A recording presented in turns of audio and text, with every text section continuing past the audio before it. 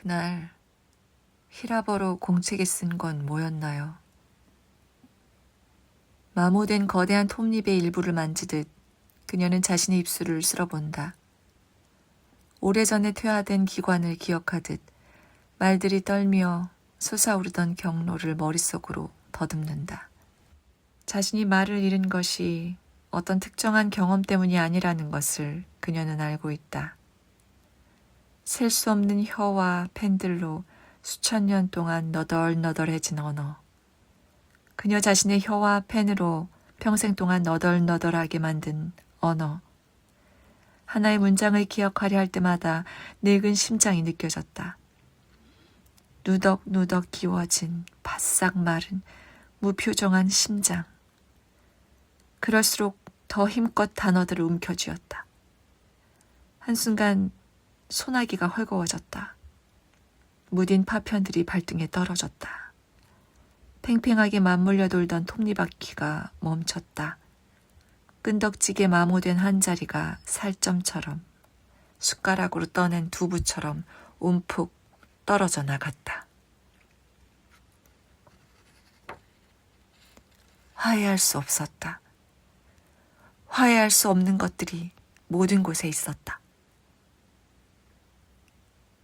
환한 봄날, 공원 벤치에 겹겹이 덮인 신문지 아래 발견된 노숙자의 시체 속에, 늦은 밤의 지하철, 끈끈한 땀에 젖은 어깨들을 겹치고 각기 다른 곳을 보는 사람들의 흐릿한 눈 속에, 폭우가 버붙는 간선도로, 끝없이 붉은 미등을 켠 차들의 행렬 속에, 수천 개의 스케이트 날들로 핥혀진 하루하루 속에, 그토록 쉽게 부스러지는 육체들 속에, 그 모든 걸 잊기 위해 주고받는 뚝뚝 끊어지는 어리석은 농담들 속에, 그 어떤 것도 잊지 않기 위해 꾹꾹 눌러 적은 말들, 그 속에서 어느새 부풀어 오른 거품들의 악취 속에,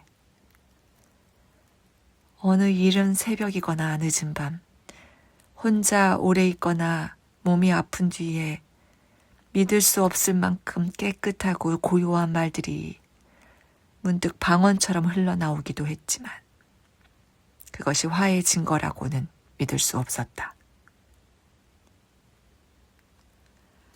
독한 취기 같은 피로가 그녀의 의식을 둔하게 만든다. 그의 목소리가 마치 꿈인 것처럼 아주 먼 곳에서부터 토막토막 끊긴 채 울려온다. 당신을 이해할 수 있을 것 같은 순간이 있어요. 더 이상 아무것도 말하고 싶지 않은 순간이 있어요. 그녀는 그의 얼굴을 응시하려 애쓴다. 초점 없는 그의 눈을 또렷이 마주보려 애쓴다.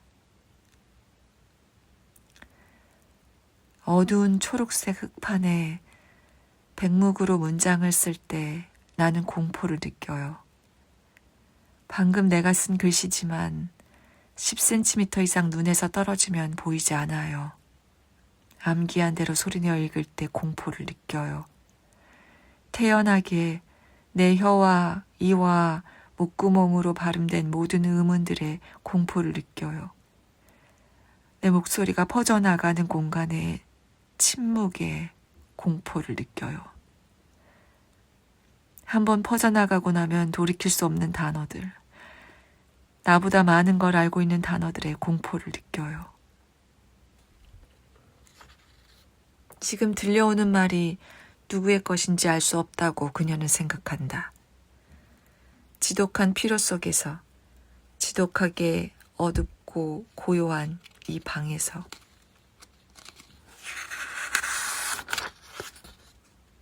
모든 것이 헛것이라고 그녀는 느낀다. 어떤 말도 그녀는 듣지 못한다. 어떤 타인의 내부도 들여다보지 않았다.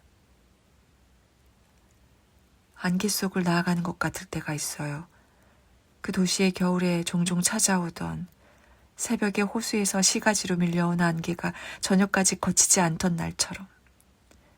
벽에 그려진 프레스코아들이 안개에 덮여 흔적도 보이지 않는 회색 건물들 사이를 축축한 석벽에 바싹 몸을 붙이고 천천히 걸어야 했던 밤처럼, 아무도 자전거를 타지 않던 밤, 사람의 자취 없는 무거운 발소리들만 들려오던 밤.